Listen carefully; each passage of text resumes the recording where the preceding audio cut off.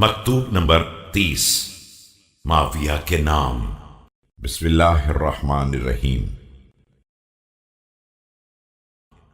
جو کچھ ساز و سامان تمہارے پاس ہے اس میں اللہ سے ڈرو، اور جو اس کا حق تمہارے اوپر ہے اس پر نگاہ رکھو، اس حق کی معرفت کی طرف پلٹ آؤ جس سے ناواقفیت قابل معافی نہیں ہے۔ دیکھو اطاعت کے نشانات واضح، راستے روشن، شاہراہیں سیدھی ہیں اور منزل مقصود سامنے ہے جس پر تمام عقل والے وارد ہوتے ہیں، اور پست فطرت اس کی مخالفت کرتے ہیں۔ جو اس ہدف سے منحرف ہو گیا وہ راہ حق سے ہٹ گیا اور گمراہی میں ٹھوکریں کھانے لگا۔ اللہ نے اس کی نعمتوں کو سلب کر لیا اور اپنا عذاب اس پر وارد کر دیا۔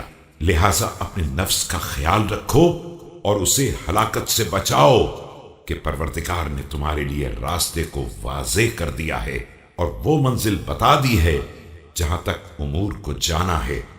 تم نہایت تیزی سے بدترین خسارے اور کفر کی منزل کی طرف بھاگے جا رہے ہو۔